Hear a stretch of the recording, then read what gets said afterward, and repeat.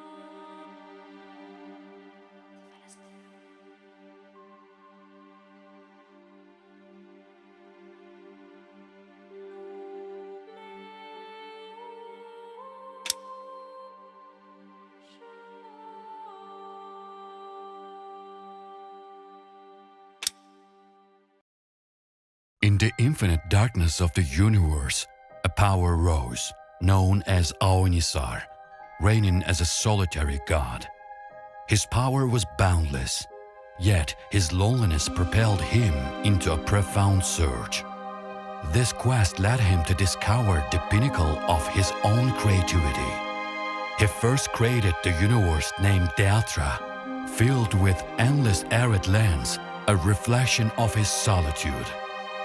He created Kinagla, with serene and silent lush Greenland. Neither Deatra nor Kinagla could alleviate his loneliness. Later, Aonisas created Podogra, vast and covered in cold, white, symbolizing the infinite power and majesty. Then he created Shamra, a representation of his arrogance, a planet covered in damp and wet soil, leaving a dirty impression. As he roamed among the planets, none satisfied him. Eventually, he created a magnificent portal planet, Quinfall, connecting all the planets and bearing his own characteristics. Its every corner was filled with different biomes. One icy cold, another ablaze with flames. One damp and wet, another lush and verdant. Fissures began to appear in every corner of the planet, and the creatures emerging from these rifts were wreaking havoc on each biome. Aonisar's power was dwindling, so, as a last resort, he created a god named Tiron, and tasked him with the mission of saving the Quinfall planet. The fate of the planet was now in Tiron's hands, but Aonisar's legendary legacy and the story of the universes he created would be told for eternity. The shadow of the Great War had engulfed every corner of the Quinfall planet. Tiron, instead of creating planets like his father Aonisar's, decided to build a weaker but like-minded army. With this army, he destroyed the rifts created by the monsters and trapped them in their own realms. After years of prolonged war and chaos, Tyrion's armies grew weary and scattered across the planet's expanse. When his armies dispersed, the people began to establish their own habitats. Towns and villages sprouted, caravans and trade routes were built, and massive cities rose. The populace, specialized in various professions, came together under Tiron's rule and lived in peace for many years. However, as Tyrion's time passed and he lost his power, the Quinfall planet was shaken once again. The news spread swiftly. Tyrion's death led to the reactivation of the rifts by the monsters, and they began to gather once more for a great war. Now, the fate of Quinfall hangs in the balance.